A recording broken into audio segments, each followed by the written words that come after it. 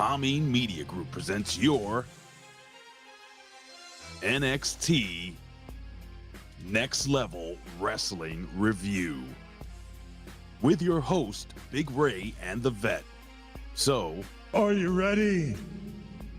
We said, are you ready?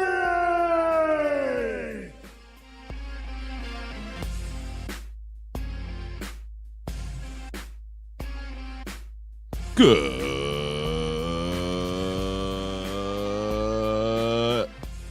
yeet.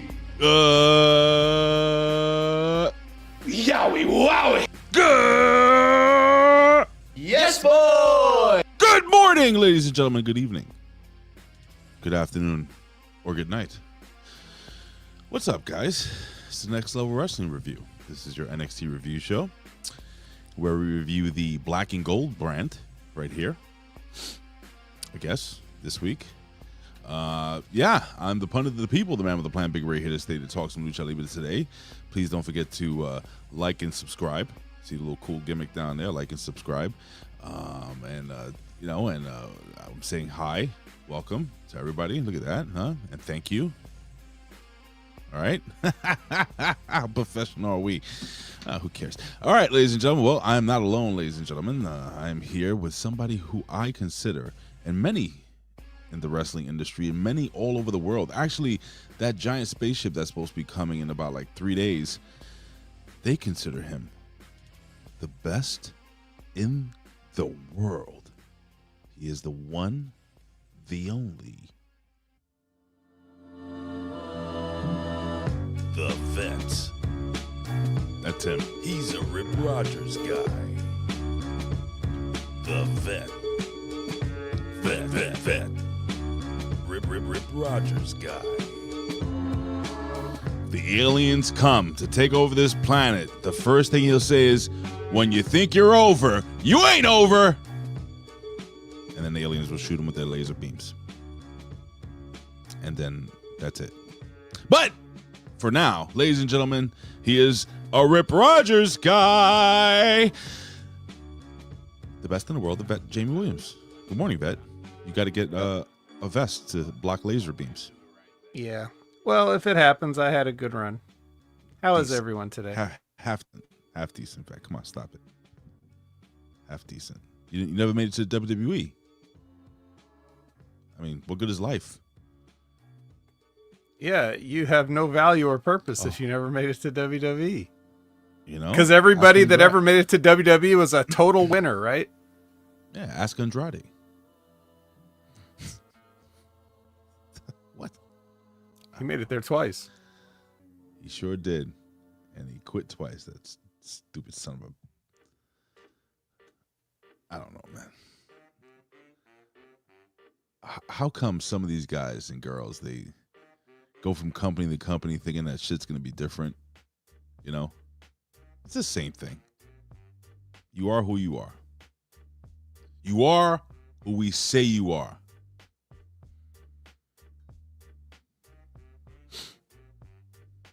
Anyway, he did quit twice, man, dear. So how are you, Vet? How are you doing, buddy? I'm good. I've been here. How are you? I was telling the Vet off air. If any doctors in the chat, physical therapist, I gotta get rid of this pinched nerve that I had for 3 weeks. Let me see. I get on the plane Sunday. So can you guys help me out with that? Vet just said, just stretch. And I'm sitting here, I'm like, I've done that. I'm trying to get the bone to stop pressing on the nerve. I don't know this. I have no feeling in my arm. Is that normal? It can be. God, it sucks so bad, dude. Sucks so bad. And Jennifer left this morning. She's going to Las Vegas. Yes. She went ahead. Her vacation started before, well, technically I'm on vacation. Her vacation started before mine. She's going to Las Vegas with her cousin, Ebony. Shout out. What up, yo?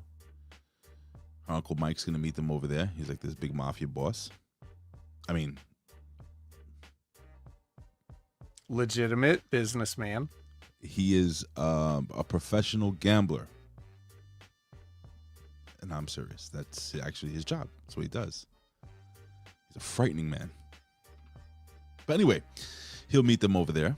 He'll be taking care of them. And they're going to go and watch. Hear this. You ready for this, Vet?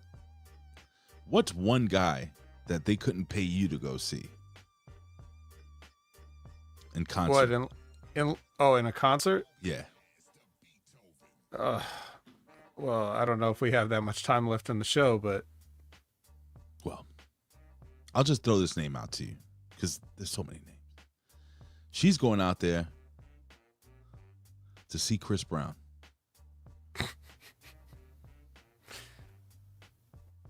My adult wife is going with her adult cousin to go see a 50-year-old Chris Brown moonwalk or whatever he does, gyrate his hips. Well, I'm sure the best advice you could give her as the son of a former boxer is, keep those hands up. Bob and weave. That's exactly. Don't you dare besmirch the good name of Chris Brown. He said I was sorry.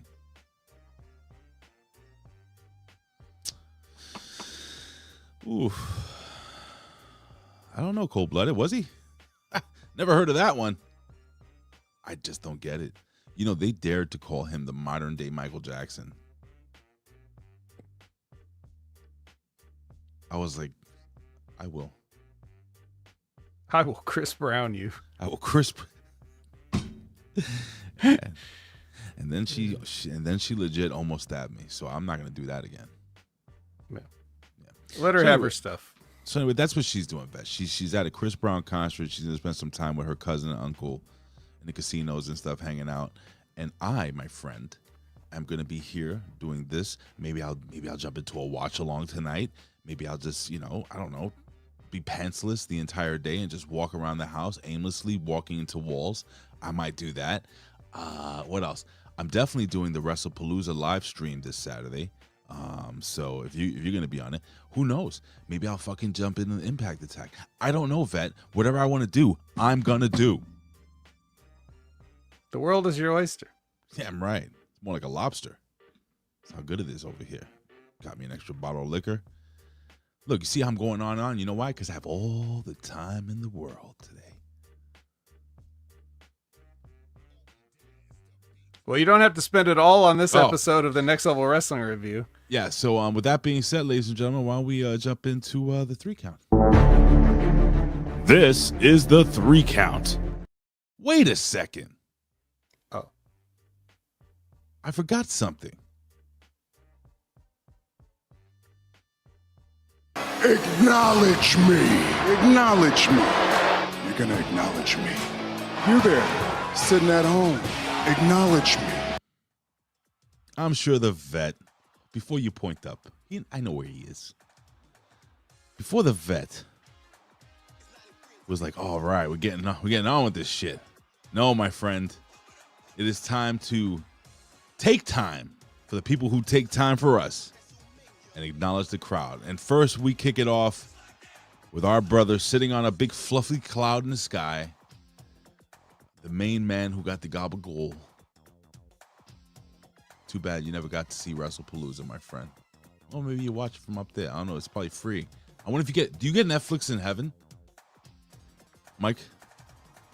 Does he? He probably gets Netflix, right? Like where everybody else gets everything on Netflix, but not us. We get shit on Peacock, Netflix, ESPN, Tubi. Jesus. I wonder if heaven has a VPN. Oh, thank you for reminding me. You're going to be on with me an extra hour after we're done with the show because I need you to walk me through how to download the VPN onto my router. Sure. Oh, will you really help me? No. Oh. All right. Frank's Pickle Barras is here, folks. Cold-blooded is here, folks. Oh, yeah, Elizabeth is here, folks. I'm just messing with you. Oh, boy, that was cold-blooded. lovely Elizabeth is here. Yeah. She's here, yeah. Whoa, look who's here. It's the man deer is here. So all you little lady deer running around the forest, you better watch your vaginas. He's coming to get you with his worms in his mouth. I don't know, just kind of. Don't Chris Brown him, man, dear. Hey, no means no. That's right, brother. Hey, it's pew pew pew pew pew, Paul, aka the Shooter. What's up, Paul? I feel like I haven't seen him in a while. On the 8th day, infidels, Allah taught Lola Vice how to shake her ass. Oh yeah. There's a picture of her going around on the internet where she's like oiled up from the waist down. It's incredible.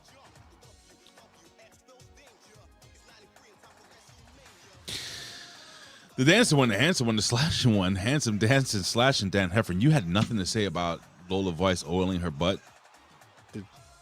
Well, is she dry from the waist up? I mean, what? I didn't even notice she had a waist up. Oh. Leave it like that. She's like turning around doing the pose. Greetings and salutations, my friend.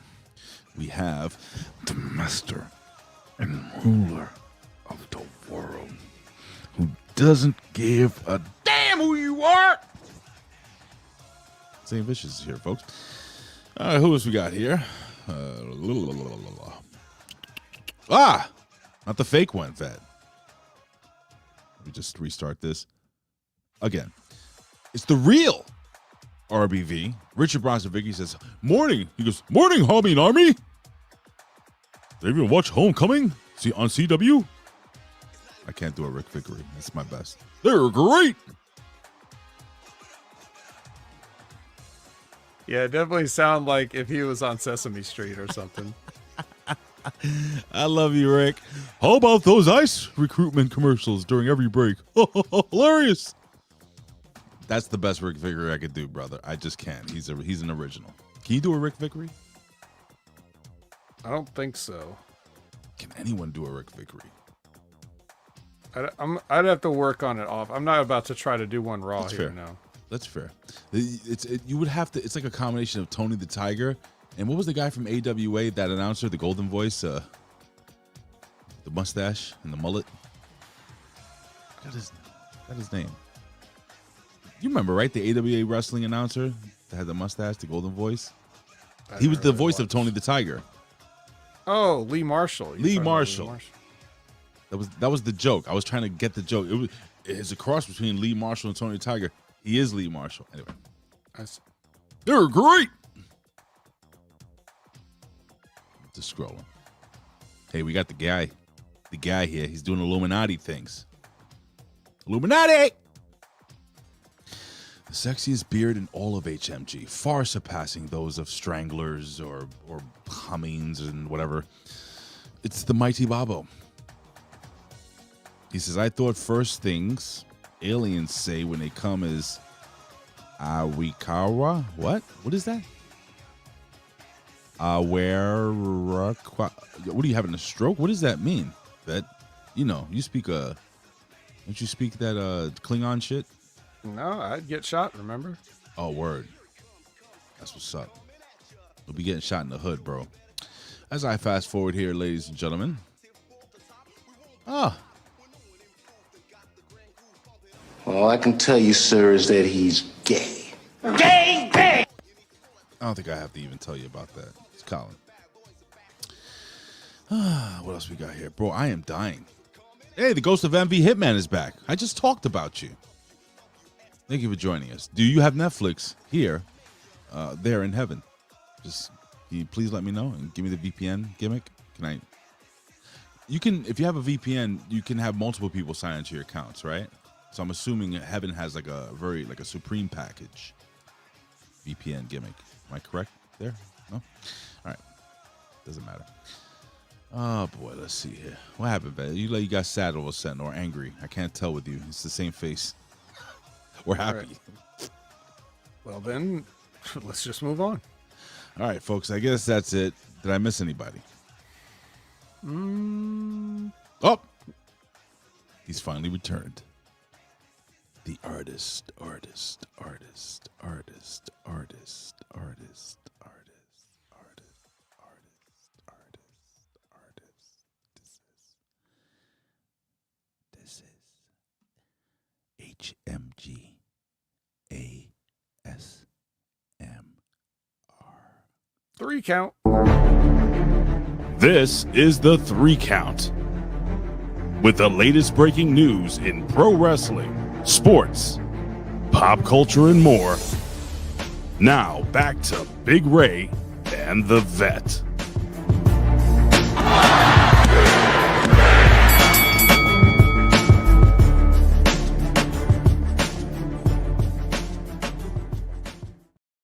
I didn't miss you. You're right here, Revamp Wrestling, in standard definition. I probably did miss you. I'm sorry, buddy.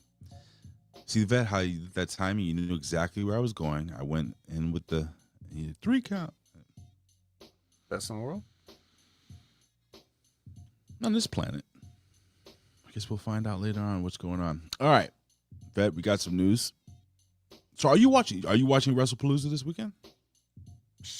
I don't know. No. I can't believe. Can I tell you something? I can't believe I'm actually saying that word, because that sounds like something like, you know, when you watch the Bundys, what is it, Married with Children? Yeah, it sounds like something a sitcom would do that doesn't like wrestling, you know, as a joke. Yeah.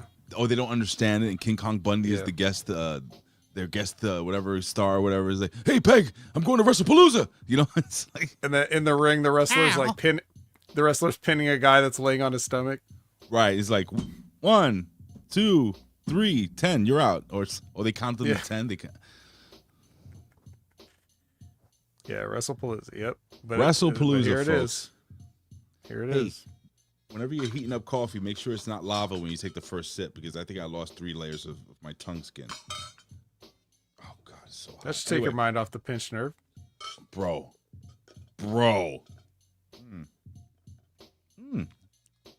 It's not lava now anymore. It's more like sun.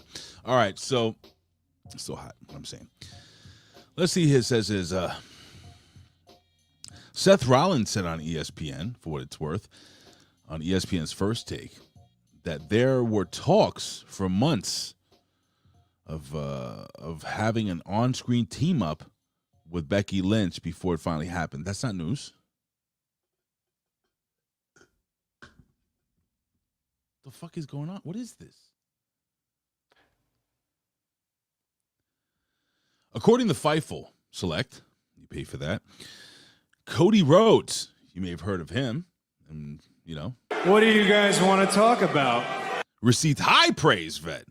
Very high praise from those he worked with on the set of Street Fighter. Are you looking forward to the Street Fighter movie we've seen? 50 Cent, yo.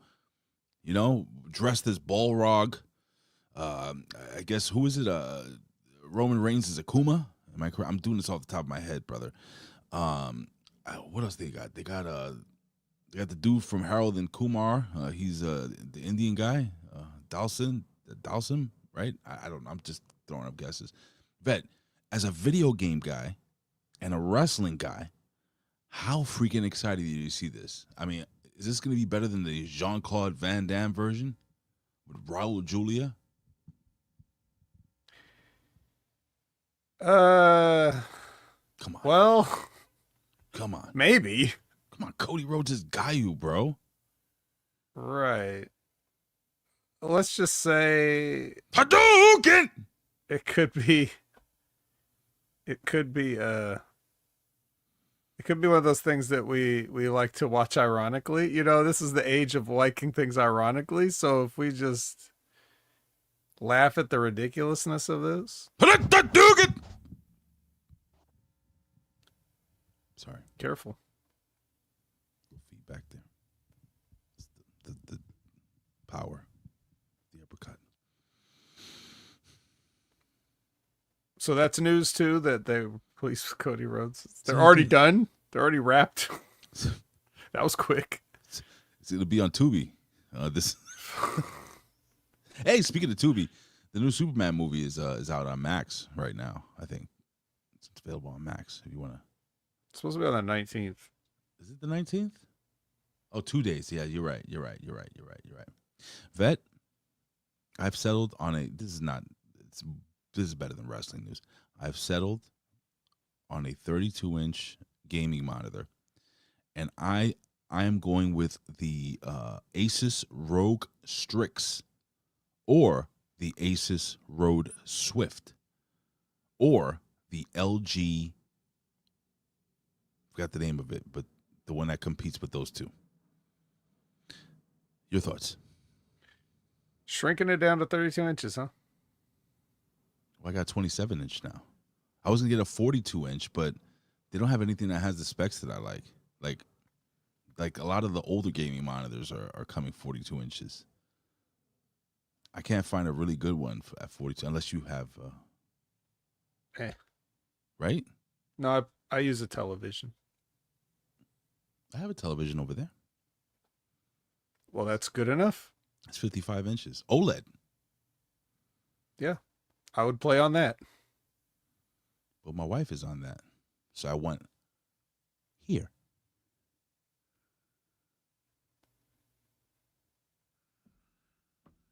Oh, God. Bodyslam.net notes that Ray Fenix. Who? Bodyslam.net. This sounds like WrestlePalooza. Hey, Peg. Have you seen my Bodyslam.net magazine? That's my best Al Bundy I could. No, Al. Fucking love it, bro. Not in a gay way, though. Notes that Ray Fenix creative is being discussed now that Andrade has exited the WWE and no one, what is it? And one idea out there, are you ready for this? Drum roll, please. One idea right now is a reunion with Penta. I can't believe this is real. Is there actually any news today, or can we just skip straight to this day in wrestling history? They don't know what the fuck they're doing. Do you understand that? There's only like two more things here. We haven't had one thing yet. They also say there are plans in place for El Grande Americano to have a match against Hijo de Vikingo.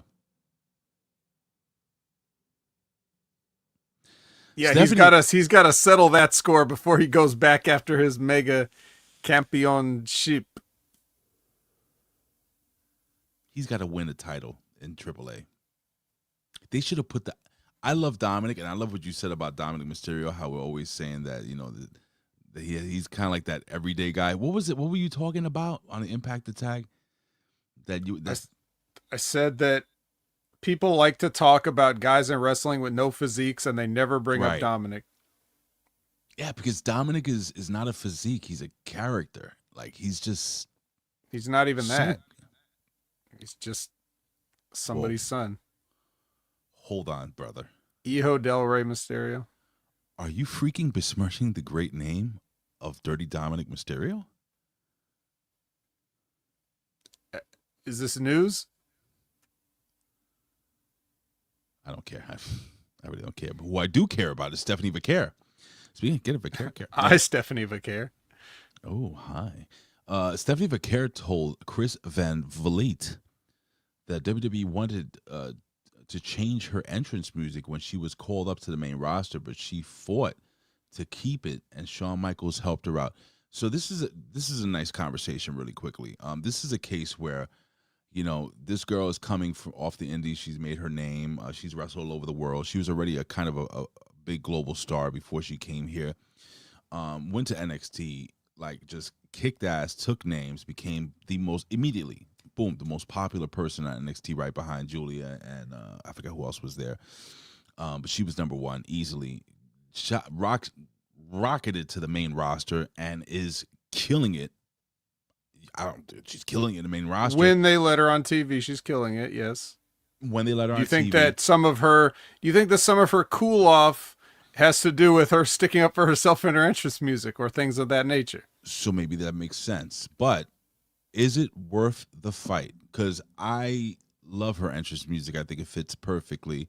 And in your opinion, Vet, when is it good for a young star like that to fight? Or Rogers, wouldn't he tell you just shut the fuck up and shut the fuck up and listen.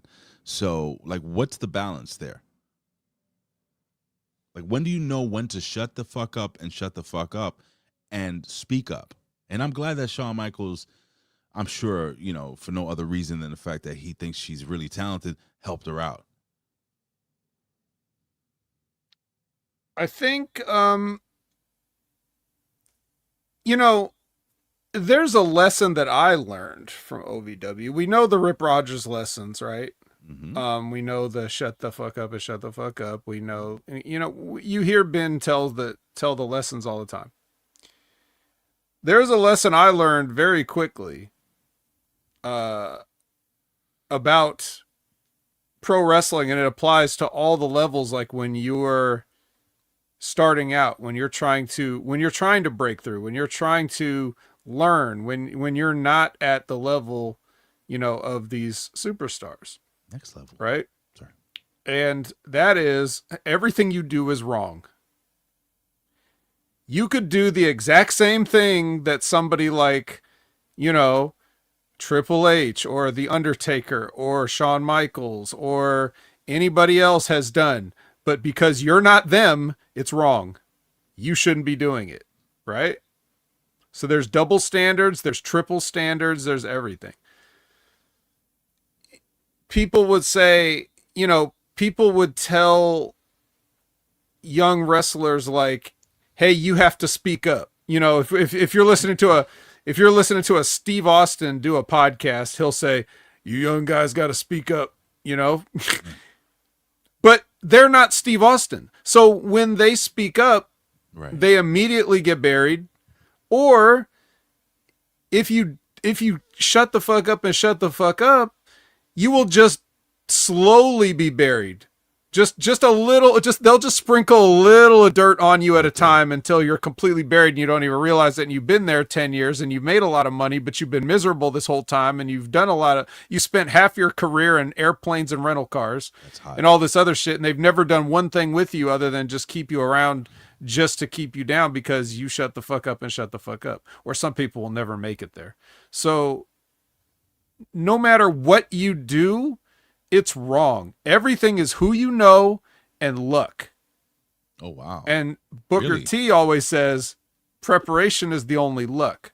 So what that means is you have to be ready if you get lucky. You can't, once you get lucky, once you're the chosen one, once the spotlight's on you, you can't then have to get ready, train to get ready, get in shape, get new gear, all that stuff. You have to have all that stuff already. You have to be ready to be lucky. So to answer your question, I appreciate that. Yeah. In today's WWE, it seems a lot more lenient than it has in the past. So I would advise, like Stephanie did, if you believe in something, then stick up for it. If you don't care either way, maybe don't. If you don't care, definitely don't. But if it's something that's important to you, if that's even something like your entrance music or anything else, then yes, you ask for forgiveness, not permission, if you believe in it. I like that. If you see something, say something. Right? Yes, Pretty much. that's exactly it. Yes, Kind of 100%. works. I mean, but okay. And do you, just your opinion, do you think she made the right choice in keeping that theme song? Oh yeah. Yeah, right. And why wouldn't you? Because what are we doing in NXT then? Like, if we're not going to bring these people up as they're seen, then you're just going to confuse the people that have been fans of theirs since day one. I agree. I agree with you, Bet. I agree. That's why you're the best in the world, brother.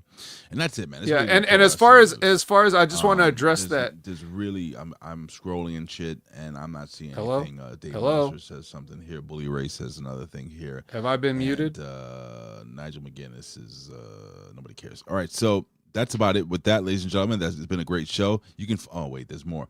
All right, ladies and gentlemen, let's go back to another day, another time.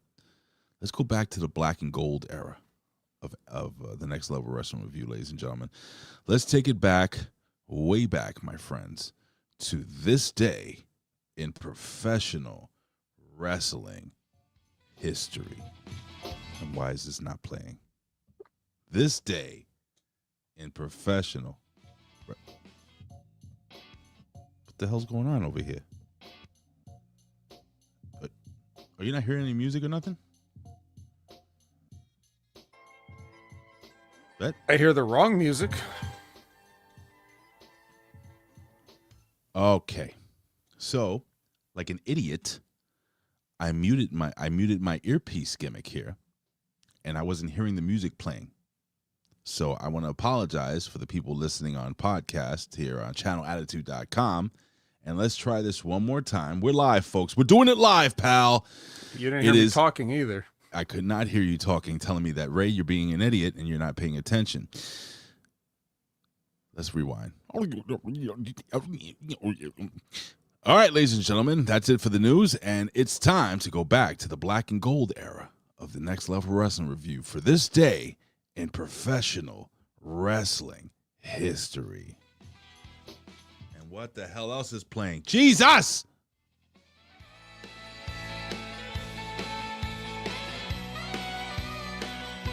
I can't even find the buttons. Will you stop? What you gonna do? Boobies. I'm all off.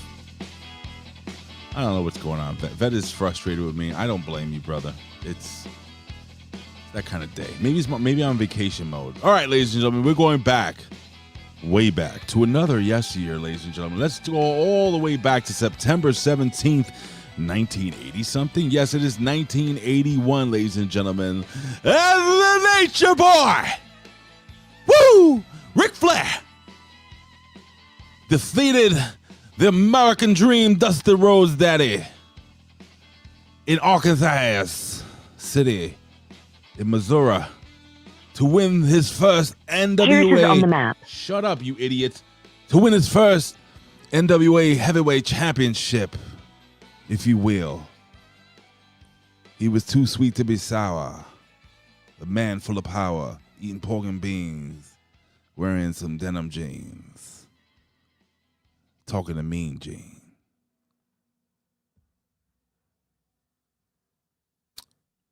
So Ric Flair defeated Dusty Rhodes. How cool is that? Well, your beginning opinion, of an era. Your opinion on, again, I like to hear it on my Ric Flair, and then follow that up by your opinion on my Dusty Rhodes. The Ric Flair ain't bad. Thank you. The Dusty Rhodes is a little more Black Pope than Dusty Rhodes. He's not the Black Pope, Daddy. He's the American Dream, Dusty Rhodes. I'm working it so hard. I'm trying. Well, just keep working. Let's head over to 1986, Vet, and at WWF Wrestling Challenge taping at the Gorilla Monsoon, the man that says, I'm serious. I'm dead serious. He doesn't say that. He says, Will you stop? oh, God. And Bobby the Brain Heenan formed one of history's most iconic wrestling commentary teams for the very first time. So 1986 Wrestling Challenge. I was 10 years old, and this is the first time they teamed up. Later, of course, you guys would know that they became a permanent team on Primetime Wrestling. That's where I stole the music from on the USA Network. Vet, your thoughts on Bobby the Brain Heenan? Some people will say that the greatest tandem is Jerry the King Lawler and JR. Some people will say Vince McMahon and Jesse the Body Ventura. I argue that Bobby the Brain Heenan and Gorilla Monsoon could not be touched. What are your thoughts? Well, I would definitely take those guys over anybody else. So this was the first time, but who was doing it before? Was it like mixes of? I think it was mixes. I think it might have been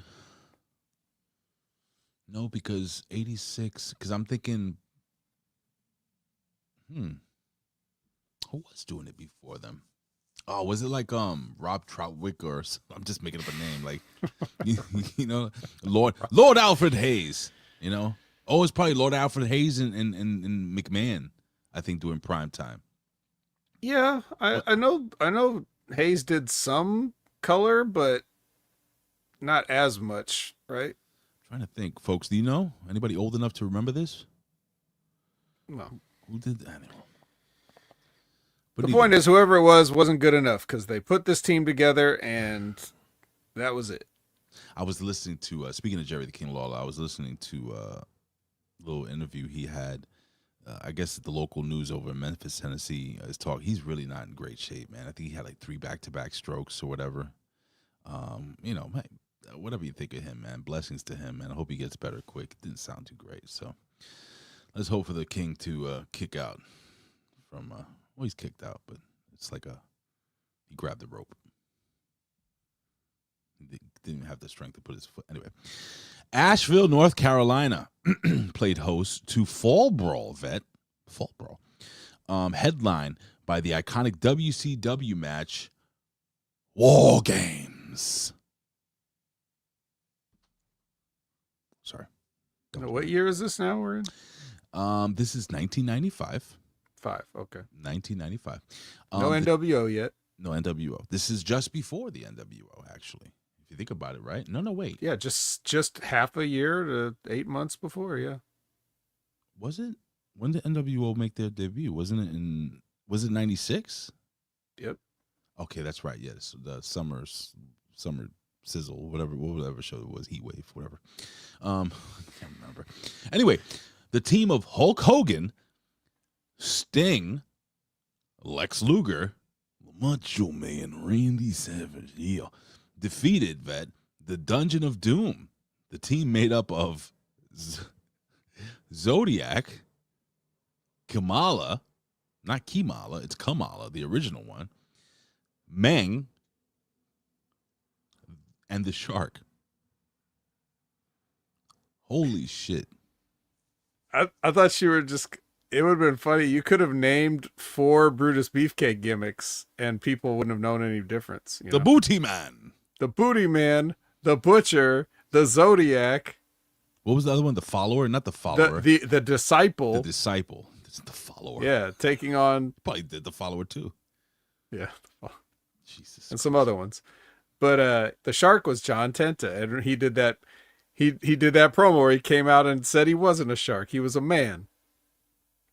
He grabbed his wrist and did the shark gimmick. I'm gonna do that to my wife when we're in the beach, and then I'll bite her ass. I like biting my wife's ass. Anyway, can you imagine? Can you imagine though being John Tenta and you just show up for work like, well, I'm done with the WWF. Here I am, and they're like, yep. I don't know, a shark, I guess. Here's your singlet. Oh. Do you know how to paint? Do you know how to paint teeth on your face? No. Well, get with Sting. Yeah, he'll teach you. He'll teach you something. Maybe Muda will help you out. He's in the locker room. I don't know. Jesus, poor guy, man. And they say he was such a sweetheart of a guy. Yeah, such a sweetheart, man. Oh, and a legit tough guy. He did sumo. Very legit tough guy. Yes. Very big. Taller than probably you remember. No, because he was a big dude, man. I remember like when he was head to head with Hulk Hogan during that time. Tugboat, the Shockmaster, like that team. God, my God, they were and they were good. Oh my God, I'm like thinking about how good they were and how big they were and how they moved and everything. Like Tugboat Splash was amazing. You had the John Tenta freaking earthquake move. It's a good team, bro. Yeah, he was Avalanche. WCW just named you either an animal or a natural disaster. So, here comes strong wind for a cruiser. I don't know. High voltage.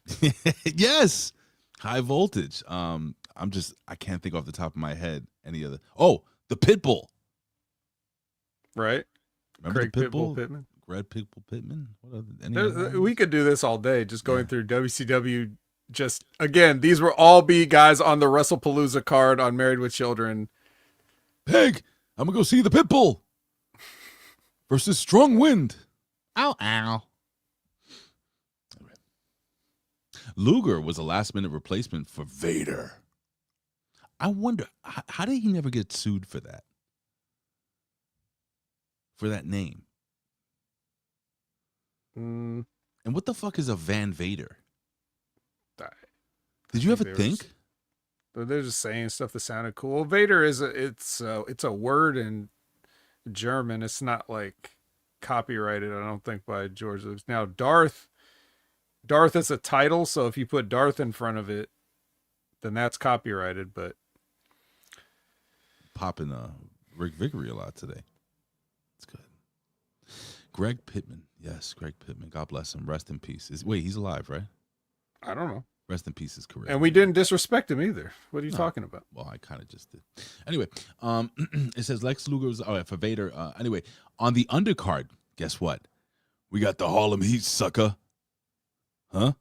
They defeated Bunkhouse Buck and Dick Slater to win the WCW Tag Team Championship. So I want you to think about this one. Bunkhouse Buck and Dick Slater were the WCW Tag Team Champions in 1995. I think their manager was Colonel Parker, right? Had to have been. Yeah, that makes sense. And then he later became the champion of. Okay, let's go to the year 2000, folks, in the final WCW Fall Brawl event of all time. It emanated from Buffalo, New York. You may have heard of that place. That's where it's not too far from Ben right now. A lackluster event was headlined by Booker T winning the WCW Championship in a steel cage match against Kevin Nash. Vet, you gasped with glee. What happened? No, I was just thinking how a young Daniel Garcia must have been sitting in the crowd and been inspired to become a wrestler watching this event. Was he born 2000? I assume so. How's that kid? Was he 20? He's old enough to have been in the crowd at Fall Brawl 2000. Hey Siri, how old is wrestler Daniel Garcia? I don't know who that is. Oh, okay, sorry.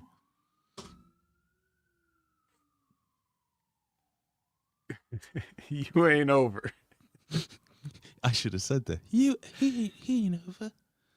Anyway, thank you, Siri. She didn't even respond. 2001 vet, WWF Tag Team title change occurred in Monday Night Raw at the the Gaylord Entertainment Center in Nashville, Tennessee.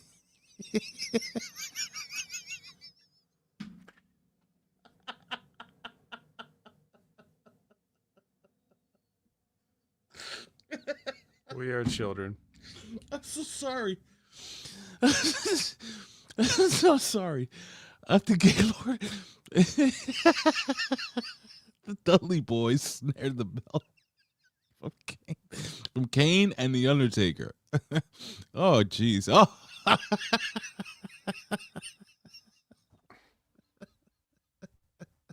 thought you were dead, Colin. Oh, shit. Oh, boy. The Dudley Boys versus Kane and the Undertaker. I needed that laugh. It kind of loosened my stiff neck. Laughter is the best medicine. I was going to say the wrong. I was going to maybe laughter is the cure to all things. Laughter is the best. Anyway, 2004, legendary wrestling promoter Jim Barnett passed away at the age of 76 years old. May he rest in peace. 2005, ROH Glory by Honor. 4? The one before the V? 4 in Long Island, New York. Hey, you may have heard of this guy. Bryan Danielson, the American Dragon, returned to ROH after months of a long hiatus, defeating James Gibson for the ROH Championship. Vet, who the fuck is James Gibson? Well, I think the last time we asked this question, we were shamed into realizing that it's Jamie Noble or something, right? Oh, Zane Vicious Jamie told Noble. He's great. I like Jamie Noble. He's really good. Okay, no one cares. In 2006, WWE Unforgiven took place in Toronto, Canada.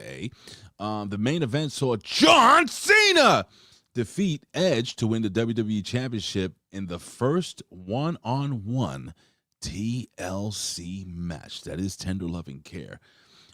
It also had, it was also the only event that featured a TLC match and a Hell in a Cell match on the same card. Triple H and Shawn Michaels defeated Vince and Shane McMahon and The Big Show in a handicap match. I don't remember this ever happened. I do. Why? Why do I remember, or why did it happen? Both. Well, you see, at some point they were like, you know what we need to do is sell a bunch of merchandise. So they reformed DX. Oh, that's right. And then they realized, like, well, you beat the Spirit Squad, so all that's left is to take on Vince McMahon and Shane McMahon, I guess. I'll tell you what, brother. There are no credible tag teams in this company. Who was out? Who was around in that time? I think you're right. There was nobody. Nobody. But I have to confess. I have to make a confession to you. I did at a WWE event buy one of the newer DX shirts. I don't know if you remember it, but they look like little cartoon versions of them saying "suck it." I bought that T-shirt, and I had it till not too long ago. The quality of WWE merchandise is pretty good. It lasts a long time. I'll give it that. Sorry. Anyway, okay. So Ring of Honor in 2011 hosted Death Before Dishonor, one before the X9.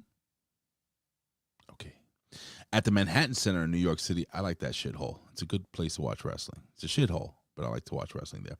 The main event was a ladder match, in which the All Night Express, Rhett Titus and Kenny King defeated Jay and Mark Briscoe to win future ROH championship shot. I don't remember. I know the name Rhett Titus. I don't know. Did he go by a rare recorded history of Rhett Titus winning a match.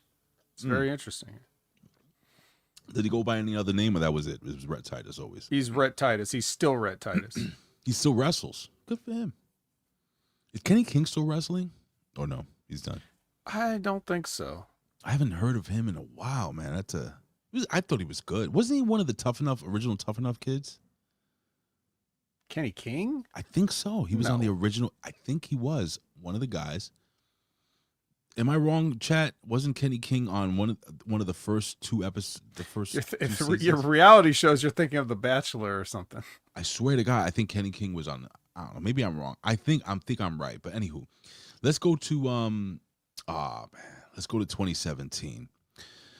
Legendary former wrestler, manager, commentator, and most professed greatest manager of all time, Bobby the Brain Heenan, passed away at the age of 72. And he had the cancer gimmick with the mouth and everything like that. And we just spoke about Bobby the Brain Heenan. And Google says, I was right. So he wasn't tough enough. Ha ha! What season was 2002? Second season. I knew it. Fuck yeah. I love being right. I love this match.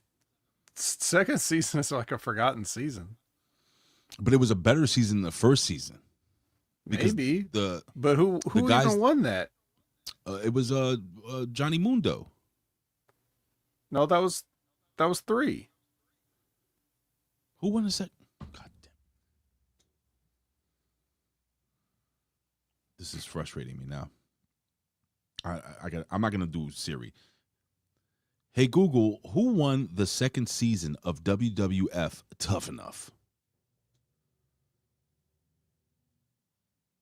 Okay, it says, they had 2 winners, and they were 2 females, Linda Miles and Jackie Gator. That's right. They won, and but who was the? I remember what guys were on that. Look, Liz is like 2 steps ahead of us. Who was on the cast of season 2 of Tough Enough WWF? I'm really interested. Okay, here we. Oh, no. Okay, here we go. All right, you ready for some names? Linda Miles, Jackie Gator, along with other participants such as Kenny D, Kenny D. Lane, Jake Sokoloff, Matt Morgan. I remember that. Aaron Lewis, Alicia Martin, Annie King, Danny Carney, Hawk. Oh, remember Hawk? Hawk Yelkins, the guy with the fucking V haircut. You remember Hawk? Barely. Jesse Ward, Pete Tornatore, and Robert Chavat. No wonder those two girls won. I guess Kenny D. Lane was Kenny King. I guess. Yeah, tough enough too. Interesting, folks.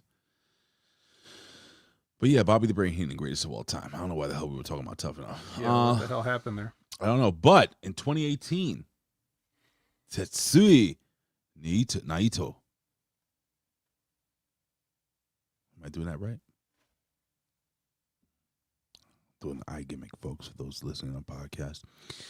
Defeated Hiroki Goto to win the never open weight championship at New Japan Pro Wrestling's Destruction in Beppu event. Vet, your thoughts on the great Naito or Hiroki Goto? Well, he's out of New Japan. He's done. And It's he AAA. might be calling it a career. I hope he does, because he can't go anymore. I heard he's one of the three Grande Americanos. Well, nonetheless, I still hope he hands that mask off with the tradition and respect that it deserves. Hiroki Goto will also be in the Street Fighter movie playing E Honda. That's fucking right. Vet, we I don't know if he's going to try to get any fatter, if they're just going to say, no, E Honda's just this guy. He's just wearing a towel. Here. It's Hiroki Goto in a towel. You know who should have been E Honda, but he's long gone. What was the name of the dude that had the sumo wrestling match with the Big Show? Akebono? I Akebono. thought you were just going to go with Yokozuna as the obvious choice. Oh, shit. Yokozuna. Nah, never mind. Better choice.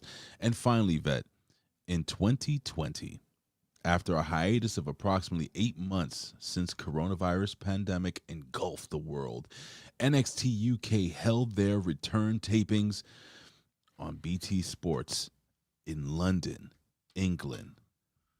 Wrestling saved us from COVID. We have some notable deaths, like we said. Bobby the Brain Heenan passed away in 2017. Emile Dupree. Yeah, that's the father of Rene Dupree. Oh, I didn't know that.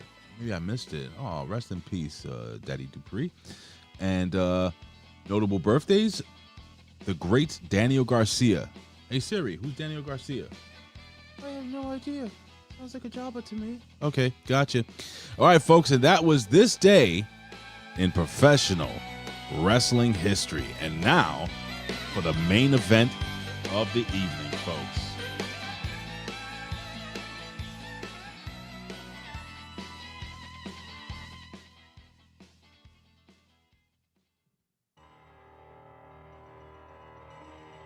Ladies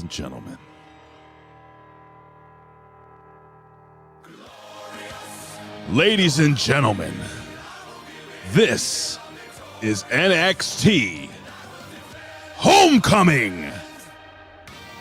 Ladies and gentlemen, this is NXT Homecoming, where we celebrate the good old days of the black and gold, ladies and gentlemen. This NXT came to you on September 16th, 2025, and it was absolutely glorious.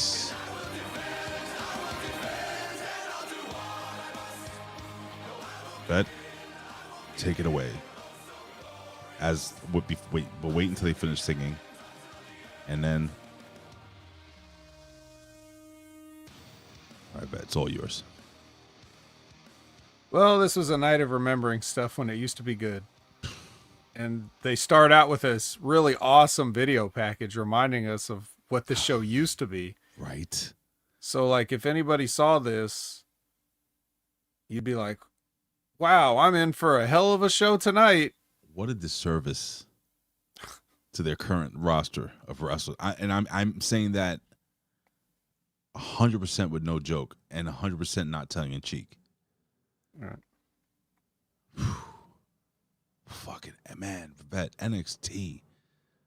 I wish I know we've said this before, but I'll just reiterate. I wish the vet and I knew each other, had this technology the way it is now back then. We'd have 7,000 people in the chat right now, even though I'm happy with you guys. I'm just saying, though.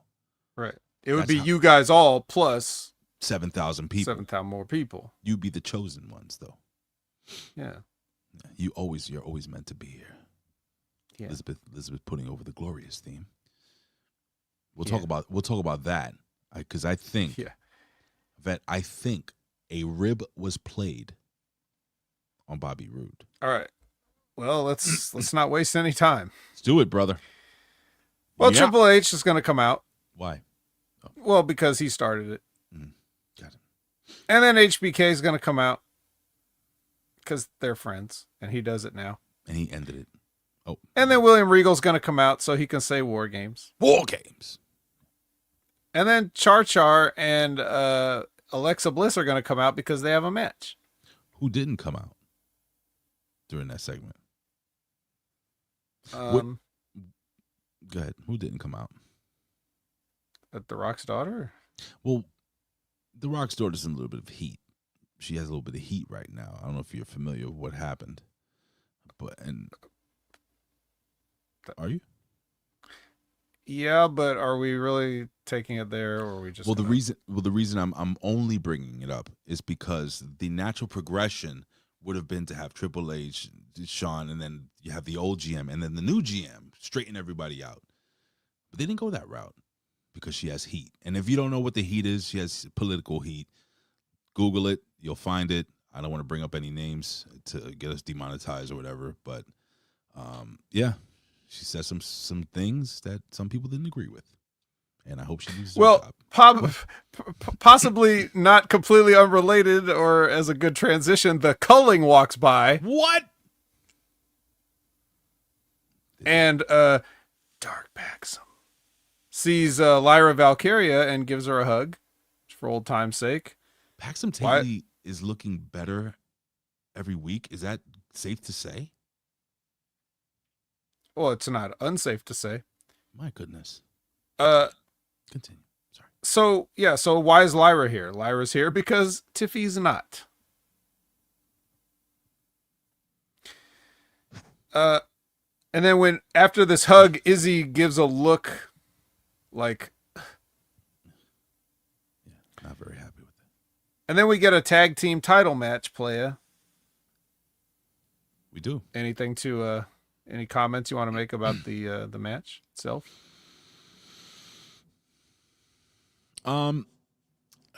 It's one of those cases where I couldn't enjoy it as much as I should have because it wasn't a bad match, but it's like, really? Izzy Dame and fucking Tatum Paxley are going to take the championships away from... That's not going to happen. So there was no chance that they were going to win. It was kind of like, all right, how are they going to lose? And, yeah, they lost. You get the pop from the Sister Abigail DDT gimmick, and that was it. Good night, Tately. All right. So Zarisol is backstage kind of bickering about the miscommunications for last time, and then Lainey Reed comes in and runs her mouth again. Oh, yeah. And I had to look again because I forget who she is. Right. You always have to... Every week, it's like, who are you? Her arms get bigger every week, though, I noticed. But anyway. But then Shayna Baszler came in to give Zarisol some advice. She actually doesn't say something cruel. She says, fix it. Because you'll regret this if you don't.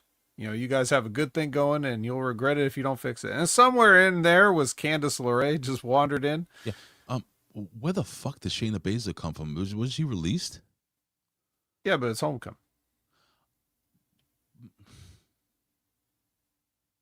It's kind of a big deal, no? NXT. That was my cough button. Okay, yeah. But yeah, Shayna Baszler. Words of wisdom. Yeah. Who was she referring to? Refresh my memory, because she kind of like looked down. She's like, yeah, you know, I had a friend. More or less, I had a friend and I lost it. That didn't work out. Ronda Rousey? Is that? I don't know who. Maybe she was talking about her relationship with the WWE. Maybe. Hey, Darkside Caster. Long time no see. How you doing, guys? Yeah.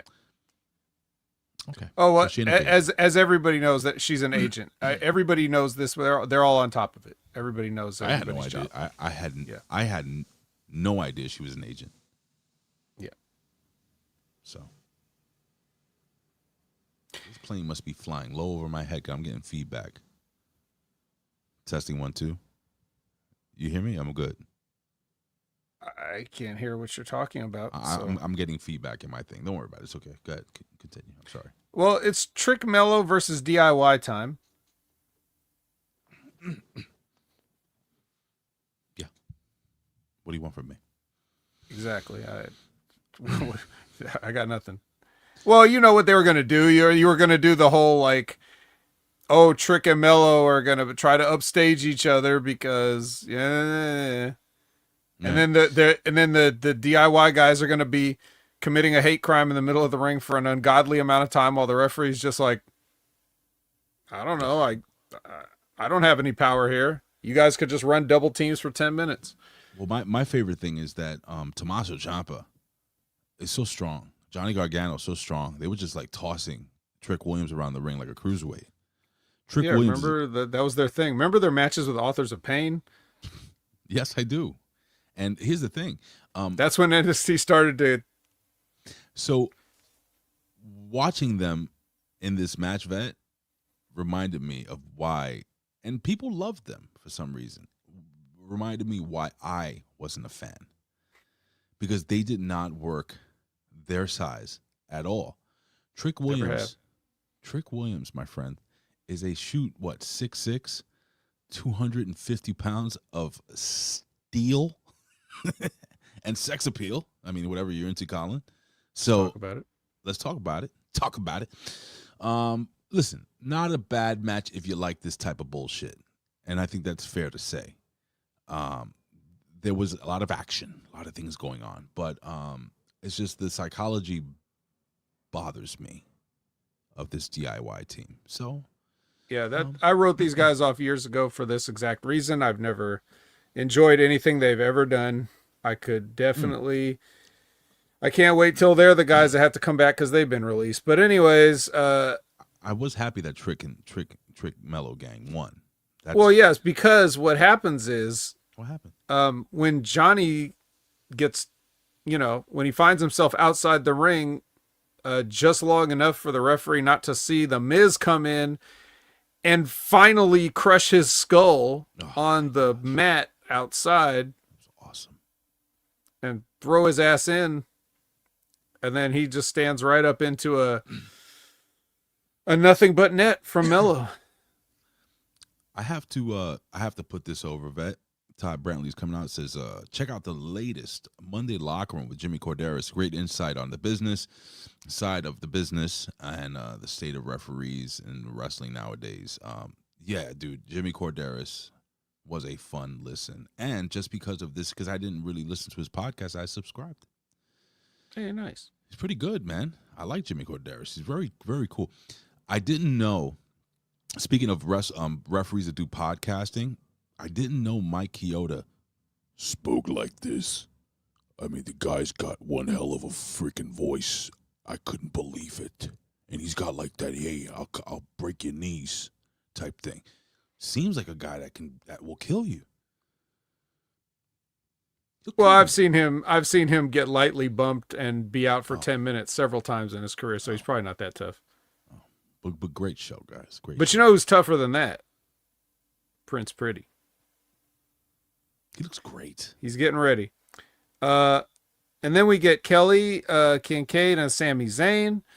And he's saying that one person stands out to him here, and that's Javon Evans. And not only does Javon Evans stand out, but he also runs in because he has to punch Josh Briggs for interrupting this segment. Do you blame him? And then Sammy has to talk him down and say, no, Javon, no. Put the anger in the happy box. So I don't know if you observed this, but the audio team decided to mute the fans when Sami Zayn came on screen. There was a lot of muted fans on this show in my estimation. I agree. And they were booing him. And a lot of, you suck, Sami. And then they just shut off the microphone for the fans. So, Sami Zayn not getting over with the crowd. Gee, I wonder why.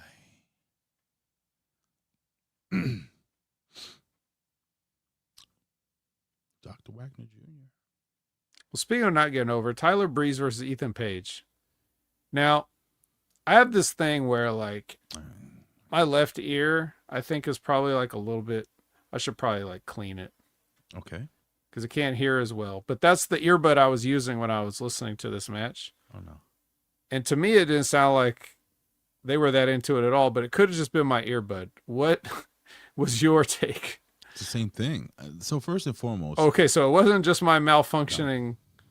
No. Okay. Just want to make sure. First and foremost, for some reason, I thought Tyler... Wait. Before you get started. Sure. Are you sure it wasn't, like, even though El Hijo del Wagner was in the crowd, that didn't spark the fans? No. No? Not at all. Okay. Not even a little bit. What I was going to say was that Tyler Breeze has been around for so long. I forget he's only 37 years old. Still, he's like literally in the prime of his career. He looked great.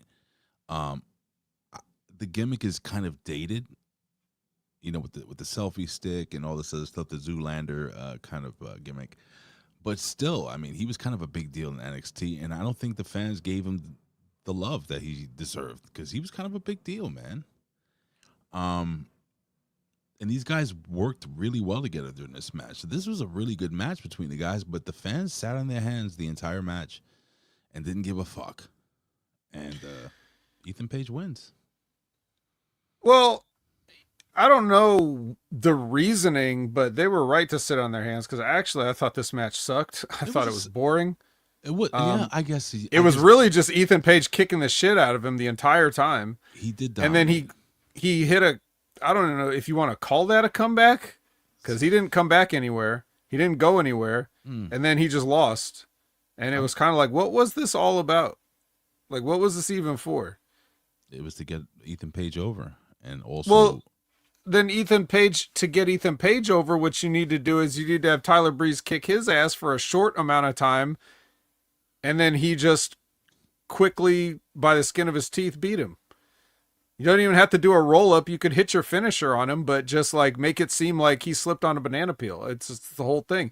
The heat with Ethan Page is, we don't like you and we don't think you deserve what you've got. That's every heel's heat, basically. So in that sense, you kicking the shit out of a guy that hasn't been on television for like how many years?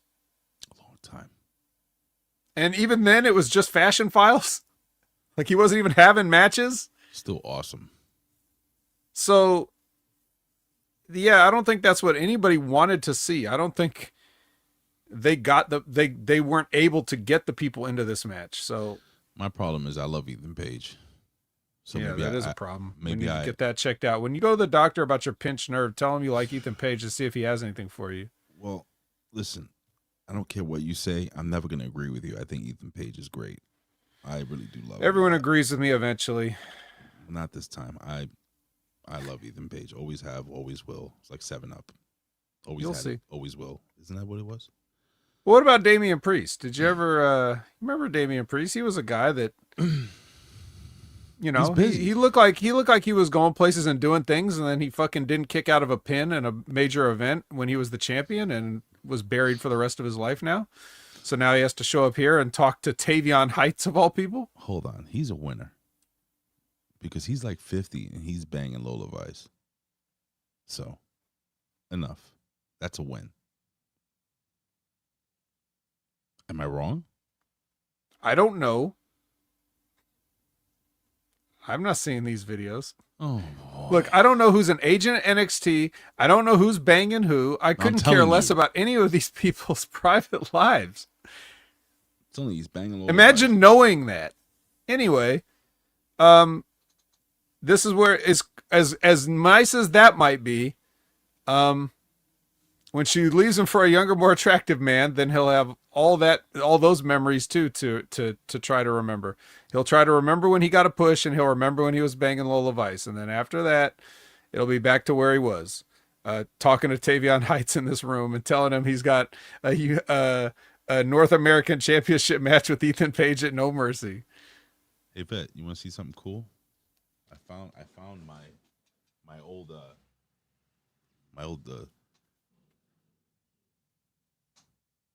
Yo, it's me. found my old DDP yoga DVDs. May pop these in, start getting this thing worked out here. What do you think, Bro? I mean, he got fucking Lex Luger to walk. I'm sure he could help me with a pinched nerve. Yeah. Right? Hey, yo. Yeah.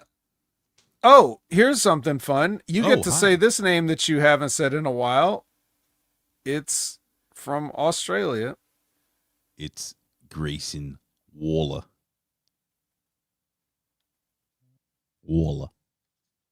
Yep. He's walking, and then when we come back from break, we have the Grayson Waller effect. Ricky Saints and Obafemi have the jobber entrance already in the ring, waiting for this show to go on. Oba says something. I wasn't listening. Ricky got fired up, talking about how, 8 years ago he was in the Performance Center and it didn't work out, except it did, because here he is, which is a funny, weird promo, but whatever. I guess it worked. He got fired up. Trick Williams came out and interrupted. And then Grayson Waller took it upon himself to book a match. That's awesome. Yeah, he just said, well, I'm just going to book Trick Williams versus Obafemi, winner take all, TNA title and NXT title. You don't understand how the hierarchy works. He's a main roster guy. So anyone from the main roster can come down to NXT and make a match. I was kind of okay with this until Obafemi killed this entire segment. Guess why? Why? So, Ricky Saints is up there, right? And he's cutting a pretty fucking hot promo on Obafemi. I thought he did a great job. Fired up. Right, fired up, brother. And then the whole segment ends with Obafemi saying, instead of, because Grayson Waller's like, and that's the Grayson Waller effect, but he got interrupted. Obafemi takes the microphone and says, because that is the Obafemi rub. And the crowd went mild. Because you think these fans are smart enough to understand what the rub means. Why would you use that terminology? And I'm not nitpicking. That's dumb. That's stupid. And I hope nobody wrote that for him. I hope that was a rookie mistake. This is the Unreal Era. Brother. Yeah, I was like, oh, like, I don't know why, when he said it, it hit me like, don't say that. It's gross, isn't it? It is. You get to a certain point in your life when you start hearing insider language on television and it just feels wrong. No. Feel like a cat that's being pet backwards. What? From the ass to the head? You know how like you're supposed to go with the fur? Oh. I mean, I thought you meant like you pet the asshole up the tail and make your way to the neck. I mean, yeah, but I'm just saying that's still against the fur. Well, I've never pet a cat, from pretty much not at all, because I'm very allergic. And if you want to know how to kill me, just throw a cat at me and I'm dead. Well, I've never been a cat, but I'm just saying I imagine that's how a cat feels when they get pet like that, is when I hear Obafemi say, you get the Obafemi rub. Yeah, you don't do that, dude. He's like, like, it would be like him being like, I am extremely over. You know what I'm saying? Like, oh, God, what are you doing? And they've been doing this for so long. I remember Big Show being on there being like, I'm going to put you over. Like, what? Shut the fuck up. Like, who knows this shit? Like, and nobody. You know what's weird? This NXT group of fans, I don't know who the fuck they were, but it's not the same rabid group that is at the Performance Center every single week. I wish that group was there. Yeah. They ain't. They've all moved on. No. They've moved on with their lives because they know NXT sucks now, and they're not going to come back to watch this shit show, because the people that at Full Sail are the people around that area that would travel to Full Sail to go see the shows for free or whatever. They remember when it was good, and they're not going to watch this product. This is a one-time thing, right? They're never going back there again, are they? No, probably not. Unless they do. Progressive presents the No Quarter Catch Crew, or what's left of it. It's Charlie and Ren, and Charlie is going to Japan, and he says, now, Ren, don't you do anything crazy while I'm gone. And then she says, "Don't worry, it's gonna be," and then Robert Roode comes in, and she says, "Glorious," and then they play the thing. Glorious. Robert Roode comes in. Okay, and again, I have to check and make sure my left ear wasn't malfunctioning because Bobby Roode. Who? What'd I say? Robert Roode. You called him by his TNA gimmick. Oh, Robert Roode. Okay, sorry. That's cool. Bobby Roode. Wait. He's Bobby. What? He's Bobby now, or he's Bobby then? He's pretty much always been Bobby. Only Robert for a short period of time. When he was trying to be serious when he said the it factor. Yes. Man, how terrible was that? I thought that I wrote that guy's career off then, but then he came to NXT and did this thing. So Bobby Roode walks in. Nobody makes a sound, or they completely, or they were all booing Sami Zayn still, and they wanted to cut that out because I didn't hear anything, and he did the look like he could hear. Like I'm pausing for applause, and I didn't hear anything. I didn't even hear a cricket. So, this is where I honestly think it's one of those. Can I use wrestling terminology here? Oh, sure. I think they played I think it was a rib. I think they played a joke on Robert Roode because he looked like such a penis, and not even a nice penis, like a dirty homeless penis, standing there, all smelly, hadn't been washed in months, waiting for a pop. And I could almost audibly hear somebody turn down the volume because, they control how loud the crowd is in the background of these talking segments. I think they muted them. I think it was a mistake or it was a rib. One of the two. I don't know. It had to be because he looked like he was responding to what he was hearing in the arena. Either that or this is possibly the most pathetic comeback in the history of professional wrestling history. I think all of these possibilities are equally possible. Right? It's like everything. And Joe Hendry, they said Joe Hendry's name, and he appeared and also got really no reaction. Although there was a slightly mild. I could hear people on that one, but so the reason I say this is because you could hear them kind of start to raise the volume of the pop in the arena. That's why I'm saying it might have been an audio issue. I think people like Bobby Roode. I hope people like Bobby Roode. Were you a fan of the Glorious gimmick when he came in? Yes. Oh, I was expecting you to say no, because I liked it, and you and I don't really agree. I never cared about Robert Roode 1 second of his life before that. Oh, I was a fan of his TNA when he was the champ. I thought he was a knob, and him Beer Money, that shit was dope. Awful. Oh, stop! Come on, it's a dude. Joke. Team Canada trash. Oh my God, Team Canada was amazing. Are you serious? It's the worst.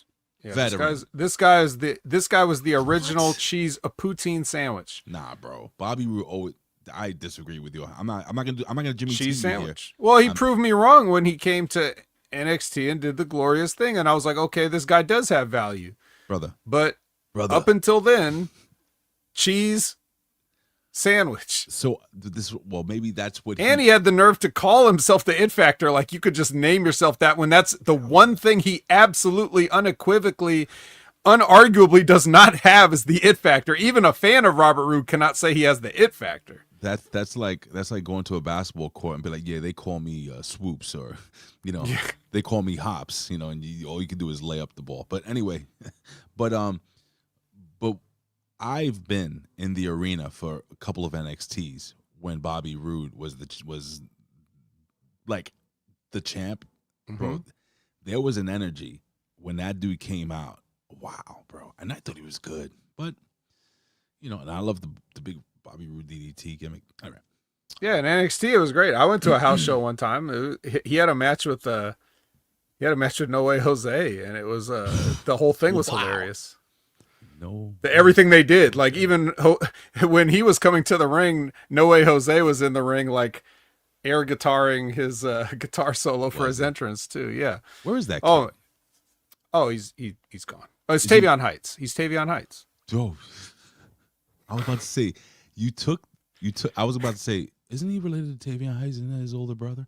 Wow. See, this is why me and the vet, we may not agree, but we get along. Anyways, Brian Pillman Jr. is in the ring. He says the black and gold is overrated. The lights go out. Finn Bálor comes out. We both agreed Finn Balor's the all-timer NXT guy. Yep. And then Miles Bourne attacks, which Balor's already there, and he's like, well, I might as well do a coup de grace while he's down. I see no reason why not. So he does, and everybody's happy. Isn't he a heel? But not in NXT. Yeah, he even had the old music now. So that he could do the... Which, another funny story about going to a live event. Mm-hmm. There was this drunk guy, okay? Yeah. At Raw, and when Finn Bálor, like, he had a beer, like, he had a beer in his hand, right? Finn Bálor had a beer in his hand, or the drunk guy? No, you said he had a beer Finn Bálor had a beer in his hand. No, the drunk guy obviously had a beer in his hand, and there was like a father with his son sitting next to this guy, right? I know what he did. Yeah, so he's doing the thing, right? With the beer. Yeah, and at some point, now the father had already, the son was sitting next to this guy in the seating chart, but at some point the father has switched places so that he would be next to the guy to put a barrier between him and his son, right? And so the guy does the Finn Bálor pose, you know, and the beer, like, you know, obviously it doesn't go all over the place, but it does slosh over the edge, right? And I can hear that they're right in front of me. I'm in the seat behind, so I'm just enjoying this. And he's like, the dad is like, man, you got your beer on me, man. The guy's like, hey, you be all right. Yeah. So question. Out of those two guys, who would have won the fight? This was like, yeah, the drunk guy probably. Yeah, you could tell, right? That's something a tough guy would say. Yeah, you'll be fine. Yeah, he's like, he didn't seem like a tough guy, but the dad was definitely like a very small, like, even Johnny Gargano would look very Batista-like next to this dad. So, okay, I get it. So yeah, I don't think he was winning any fights, but this is just the best thing about live sports. You've been to enough ball games, you know, you've seen all this, you've seen everything, right? That's so great. Anyways, a Fatal Influence enters. Why? Because they are in the main event. They are main eventers. But before we get to that, Kelly Kincaid is just interviewing Dark State like it's, they're just these guys, no big deal. I'm in no danger here. Not these dangerous vandal, thug, you know, terrorists. Like, I'll just ask them questions about wrestling. It's fine. And then Montez Ford comes in and he says, I don't know what he said. I honestly can't remember a thing he said. What'd he say? I don't fucking know. Doesn't matter. Montez, he said, yeah. He said something. He said, my wife's sitting in the crowd. And then they cut to his wife, Bianca, sitting in the crowd. She was in NXT too. Can I bury something real quick? Yeah, why not? Before we get to the main event. Please. And I'm going to rewind all the way back to when Charlotte Flair, to the very beginning of the show, when they were doing the whole adorable back and forth. Oh, Charlotte, don't forget it. And they mentioned Ember Moon. They mentioned her name. I disagree with what they said regarding the fact that I understand the whole revolution started in NXT and shit, but the women's revolution or evolution, whatever you want to call it, but I don't. Did the women ever really run NXT?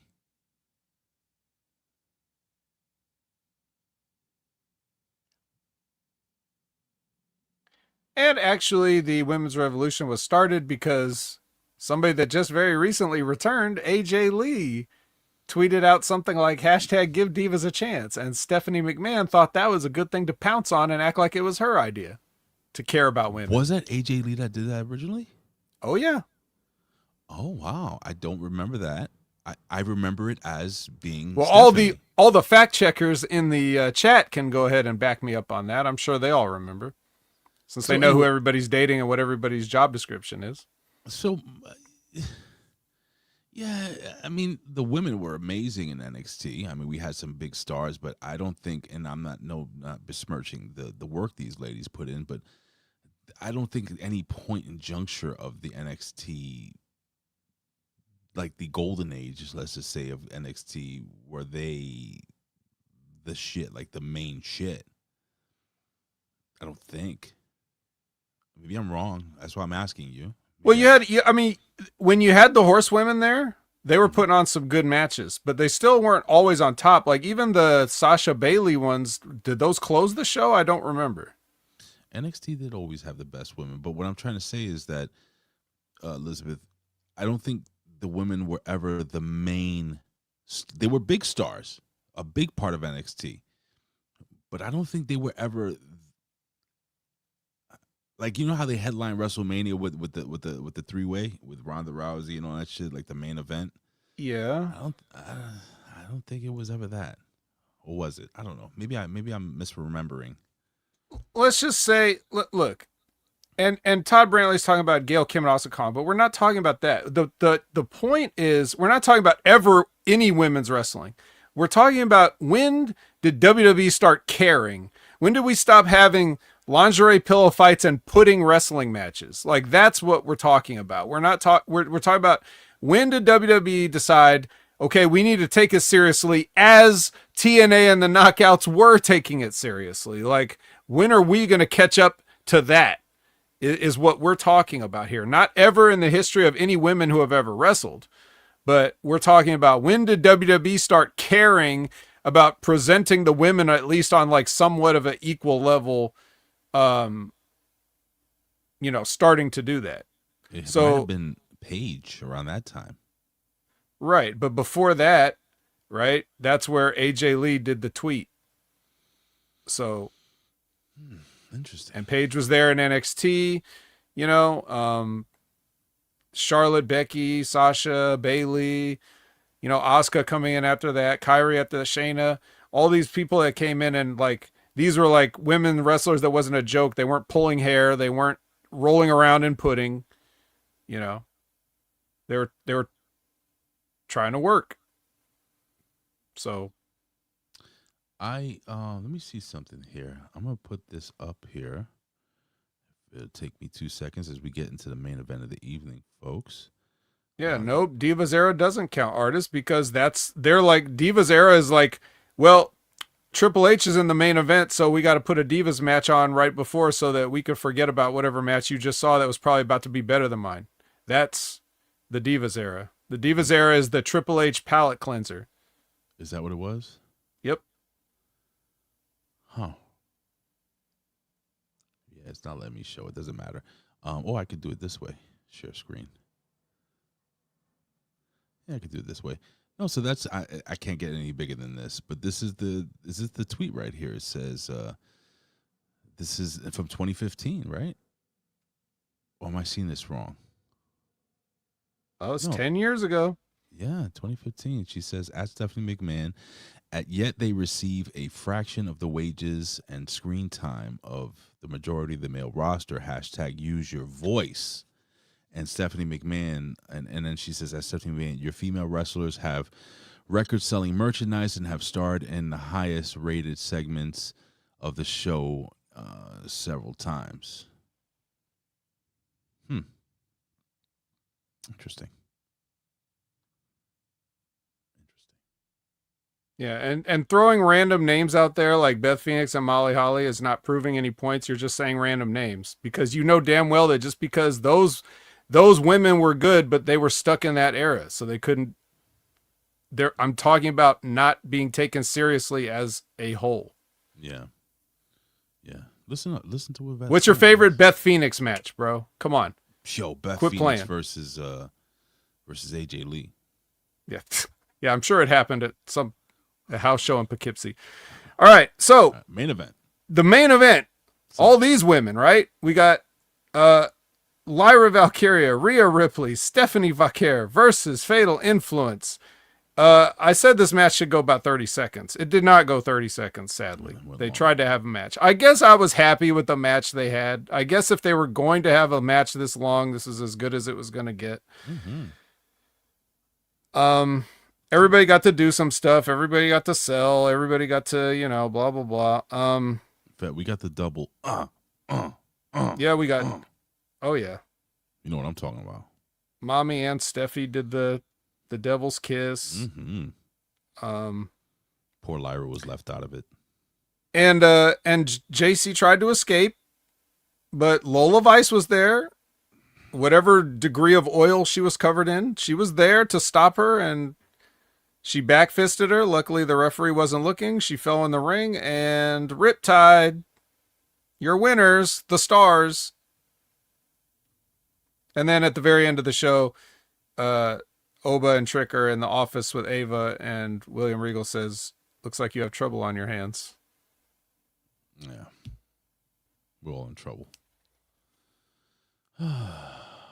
This was a weird show, dude. Right? It was not a lot of wrestling. I mean, there were wrestling matches. How many matches we had? 3? 4? I don't know. It was just weird. It was just weird. It was a lot of, hey, remember this person? And then the crowd basically being like, no, we don't. Yeah, it was a disservice, man. I don't know, man. It was nice to see certain people come back to NXT. I don't think they brought anybody else back. I mean, that other than Shayna Baszler isn't still working somewhere in the company. We had the Bobby Roode gimmick where nobody cheered for him. What else happened? I'm trying to think if there were any highlights. Nah, not really, man. I mean, this was just a weirdly put together, weird memorial of the black and gold, may it rest in peace type thing. It was so weird. I don't know. I'm hitting the go home music. I don't know what the fuck to say. What can you do? I mean, but that opening package, though. The opening package was pretty dope, bro. I mean, yeah. All right. Vet's going to be on with me for an extra hour as he helps me set up a VPN here. Oh, wait. Do you know how to set up a VPN via MacBook? We could figure it out, right? I don't need that much of your time. Do I have to pay for the VPN? Oh, all right. We'll discuss that off the air. Vet, what you got going on, brother? Ad Opinion Haver everywhere. That's him. You can find me every Monday, 6:30 p.m. Pacific, 9:30 p.m. Eastern for the Impact Attack with Brando, where you talk about TNA. Mm-hmm. You can find me every Sunday at 8 a.m. Pacific, 11 a.m. Eastern for Da Wreckage, where you talk about AEW with Jimmy T. You can check out Wrestling with Rip Rogers every Friday. Go listen to the Jake Hager interview. You can check out Stevie Richards' show, also every Friday. I can't find them. There it is. You can listen to him expose the secrets of pro wrestling. And check out Limpin' Ain't Easy, where you can talk. You can hear Timmy Baltimore talk to the other deaf wrestler in wrestling that's not Miles Bourne, Spencer Slade. I like that guy. And, of course, ladies and gentlemen, don't forget the Next Level Wrestling Review every single Wednesday at 11 a.m. Eastern Standard Time. I will not be here next week. I believe, Vet, that either Jimmy T, you may get RBV instead of a Jimmy T to shake things up. No complaints there. All right. So you're going to have, I think RBV is going to find somebody that actually watches NXT to... And he is a fan of the product, so I think he would be a great fill-in. So I think RBV is going to be here filling in for me for the Next Level Wrestling Review, and I don't know who's going to fill in for me for the Raw show. I don't know what's going on. I'm going to be on the beach somewhere, bro, fondling my wife's nipples. But neither here nor there. Yeah, brother, we got the Monday Locker Room. Don't forget the affiliate show, the A Show. You can give April Hunter some love. She just did a show yesterday. And the Pro Wrestling Reflection. We're on hiatus till the end of September. So no shows until the end of September. But they left you with this show where they reviewed Grunt, the wrestling movie from 1985. Yes, starring the exotic Adrian Street alongside a whole bunch of very, very famous wrestlers around that time. So you can check that out. Didn't even know that movie existed, Vet, until they reviewed it. And do you now wish that you still didn't know? It is the shits, but you can find it on YouTube and Tubi. And if you missed Raw, me and Jimmy did do the Raw review, so you can check that out. It's right here on YouTube. And I think that's it, my friend. We are out of here. NXT. They don't know what the fuck they're doing. Do you understand that? And I think that's fair to say. Weird show this week, folks. Very, very weird. What does NXT have in store for us next week? I don't know. Hopefully I don't get eaten by a shark or something like that. John Tenta? That would be scary. Bye, guys. This is the Hustler Rip Rogers. Yeah, it's fucking me. Yeah, and listen to the fucking Hameen Media Group. That's Ben Hameen Media Group from Rip Rogers. Go get him and go fuck yourself. Yeah. I know we're off air now, but bro, the other day Colin sent me this picture where he was oil wrestling with these dudes